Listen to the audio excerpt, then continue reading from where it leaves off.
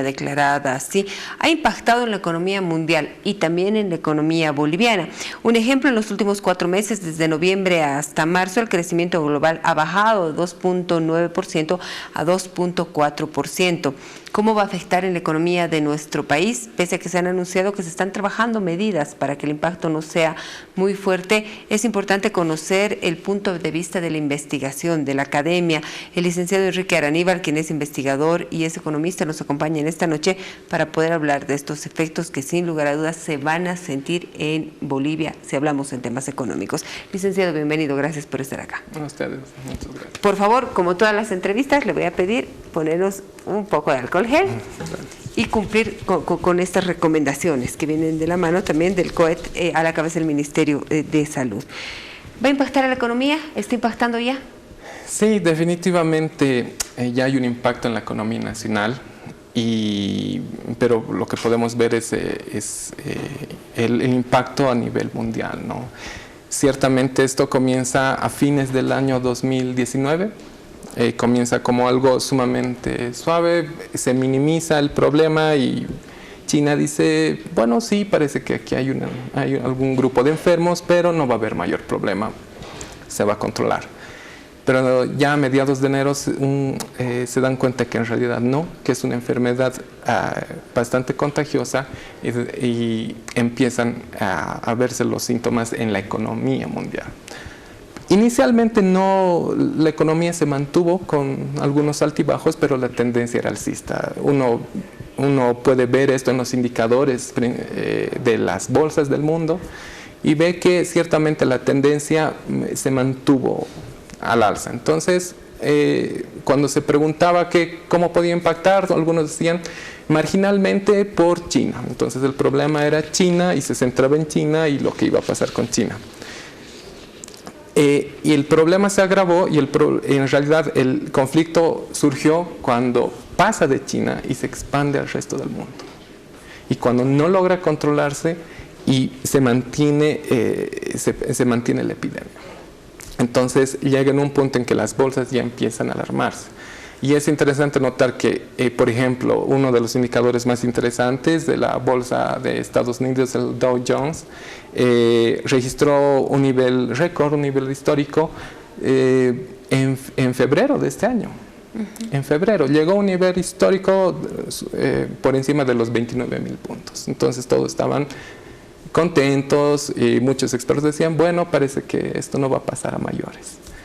Pero cuando se ve que no se tenía mucho control sobre esto, empezó un descenso abrupto. Y en un solo mes, por ejemplo, la bolsa, el Dow Jones, cayó en aproximadamente 28%. Y hace más de una semana se decía, ¿no?, el lunes negro para las bolsas y mercados. Lo mismo pasó con el petróleo, con el añadido que el petróleo la caída, si bien se debió también a las expectativas que existe sobre la demanda de petróleo a nivel mundial, también hubo un golpe muy fuerte por la reunión que se dio el fin de semana, el pasado fin de semana, entre lo que fue la OPEP, los principales productores de petróleo más Rusia. No llegaron a un acuerdo que era usual. En esta ocasión no llegaron a un acuerdo y el mercado del petróleo se desplomó. Cayó en un solo día un cuarto. Su precio cayó de $41 a $31. ¿Y podrá caer más el precio del petróleo, entendiendo que eso afecta directamente a la economía del país, no? El precio estaba a $31, $31 hoy cerró en 27. Algunos esperan que llegue aproximadamente hasta 20. Entonces ya está a niveles bajos, históricamente bajos, con caídas históricas que no se habían visto en 3 décadas.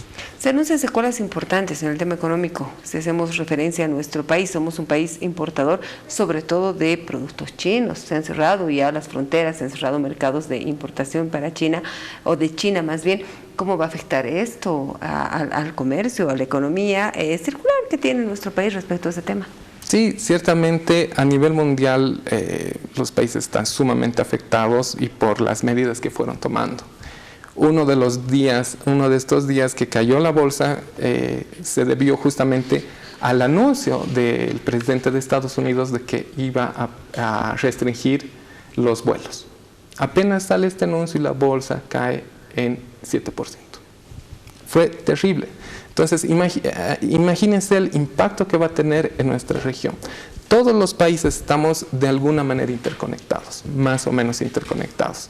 Y Bolivia obviamente no es la excepción. Por el lado del comercio internacional, ciertamente va a haber un impacto porque, y esa es una particularidad digamos, de los problemas económicos actuales, que usualmente los problemas solo se abocaban a la demanda. Y los mayores temores eran que los países como China se desaceleren y empiecen a demandar menos productos. Pero actualmente el problema es doble, ya no es simplemente problemas de demanda, sino también de oferta. Entonces hay una restricción también de oferta.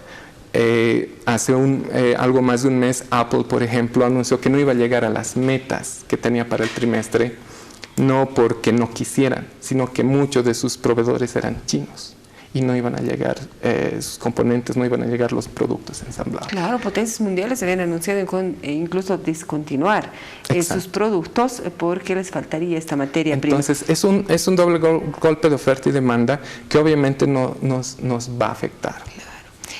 Otro tema importante, el gobierno a través del Ministerio de Economía ha anunciado llevar adelante ciertas medidas para contrarrestar este impacto.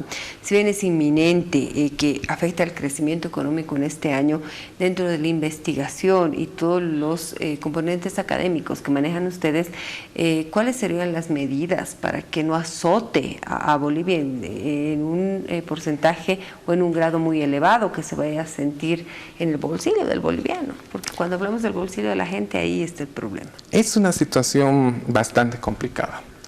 La economía boliviana viene desacelerándose desde el año 2014. Lo que pasó es que inicialmente fue una desaceleración bastante tenue, fue gradual y la gente todavía estaba en una parte del ciclo económico en la que en cierto sentido negaba y tenía todavía expectativas altas. Consideraba que, como antes me iba mal, como antes me iba bien, ¿por qué ahora de repente me va mal? No, las cosas todavía van bien. Entonces, este optimismo todavía mantenía a flote la economía. Nosotros, lamentablemente, el último trimestre del año pasado, sufrimos un embate muy fuerte a la economía. Y parece que el 2019 cerramos con una tasa de crecimiento de alrededor del 2.5%. Baja, consideramos, creo que es la tasa más baja en las últimas 2 décadas. Entonces, un 2.5% cuando teníamos tasas de alrededor del 4% ya muestra que la economía estaba en una franca desaceleración. Entonces, sumado a esto, viene este otro elemento que es lo de la pandemia del coronavirus. Entonces, es inevitable que exista un impacto en la economía nacional. Entonces, lo que queda por hacer es tratar de exigirle al Estado que sea más eficiente, sobre todo en el control. Algo que puede servirnos y que es ejemplo de otros países es tener un control eficiente por parte del Estado. Entonces, tratar de que se hagan los controles pertinentes, tratar de hacer, y lo que recomiendan muchos expertos es que se hagan la mayor cantidad de controles, la mayor cantidad de pruebas para tratar de aislar a la gente que está ya incluso con síntomas leves y tratar que el resto de la población se arriesgue lo menos posible. Hay un distanciamiento social voluntario, pero que asimismo se le permita ir a sus actividades tomando los recaudos necesarios. Claro, para que continúe este flujo de la economía. Muchísimas gracias, licenciado. Importante tenerlo en esta noche. Lo vamos a convocar, usted sabe. Si no se puede llegar, vamos a ver las medidas a través de la tecnología para seguir haciendo nos permite muchas cosas nuestros contactos. Gracias, el licenciado. Sí, tengo consejos importantes antes de conversar ya con el representante del transporte pesado internacional, Gustavo Rivadeneira.